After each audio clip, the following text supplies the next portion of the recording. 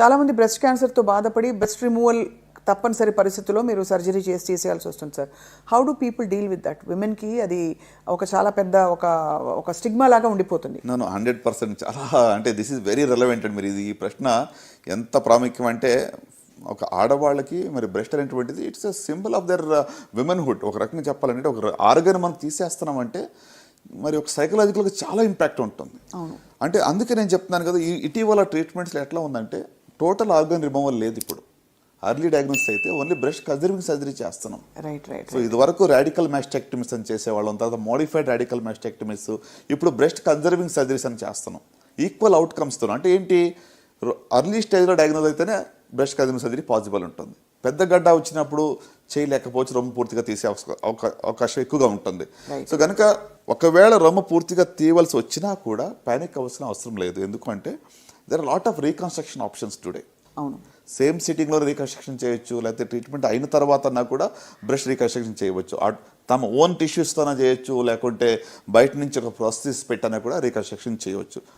So అంటే you can get back your confidence. మీరు ధైర్యంగా సమాజంలో ఎలాంటి సిగ్గు పడకుండా ఉండటానికి అన్ని రకాల ఆప్షన్స్ ఉన్నాయి. ఏమీ లేదనుకోండి ప్రస్తుతానికి రీకన్స్ట్రక్షన్ ఇప్పుడు వద్దు, టోటల్ బ్రెస్ట్ తీసేశారు అనుకున్నా కూడా ఆర్టిఫిషియల్ ప్రాసెస్ అందుబాటులో ఉన్నాయి.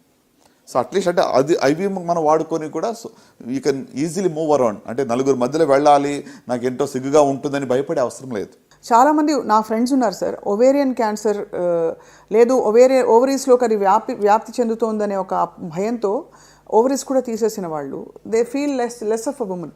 కరెక్ట్ డెఫినెట్గా అండి. అంటే ఎస్పెషల్లీ బ్రెస్ట్ క్యాన్సర్లో యంగర్ ఉమెన్లో ప్రీ మెనోపాజల్లో ఓవరియన్ సప్రెషన్ అనేది ఒక ట్రీట్మెంటే. ఇక హార్మోన్ థెరపీలో కూడా ఓవరీ సప్రెస్ అవుతుంది, కీమోతో కూడా సప్రెస్ అవుతుంది. అలాగే కొంతమందికి ట్రీట్మెంట్ కానీ ఓవరీస్ తీసేస్తాం. అవును. సో కాబట్టి definitely they will go through this. అంటే ఈ యొక్క హార్మోనల్ ఇంబ్యాలెన్స్ వల్ల విమెన్హుడ్ అనేటువంటిది తగ్గింది అనేటువంటిది వాళ్ళకి ఫీలింగ్ ఉంటుంది. సో దీనికి దట్స్ వాట్ అంటే సపోర్ట్ చాలా ఇంపార్టెంట్. అన్ని రకాలుగా friends, families, counsellors, doctors, society at large is responsible. అంటే వాళ్ళని ఏదో చిన్న చూపు చూడక, డిఫరెంట్గా చూడక, they are part of us అనేటువంటి ఒక కాన్ఫిడెన్స్ వాళ్ళకి మనం ఇచ్చే బాధ్యత మనందరి మీద కూడా ఉంది. తప్పకుండా సార్. ఐ థింక్ ఈ రెలవెంట్ పాయింట్స్ని మనం ఓపెన్గా డిస్కస్ చేయడం ద్వారా ఎవరికైనా ఇలాంటి సమస్య రెజొనేట్ అవుతే వాళ్ళు చూసే వాళ్ళకి డెఫినెట్గా they find that ray of hope. అంటే మీలాంటి గొప్ప ఎక్స్పర్ట్స్ నుంచి సార్. ఈ కాంటెక్స్లో before I close this segment sir, చాలామంది మనకి ప్రముఖులు, సోనాలి బెంద్రే, అలాగే వీ హ్యావ్ మమతా మోహన్ దాస్, వీళ్ళందరూ క్యాన్సర్ బారిన పడి బయటపడ్డవాళ్ళు sir.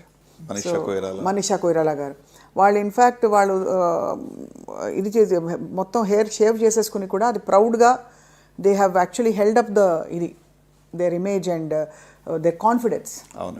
So would you like to say anything? అంటే వాళ్ళకి క్యాన్సర్ వస్తుందని ఎవరు నమ్మరు చూస్తే, వాళ్ళ సినిమాలు చూసినా.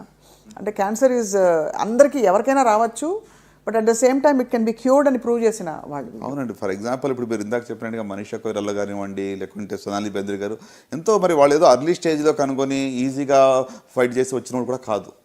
They fought with the disease which was relatively advanced. అంటే నేనేమంటానంటే హోప్ అనేది రియల్ అనేది నమ్మాలి ఫస్ట్.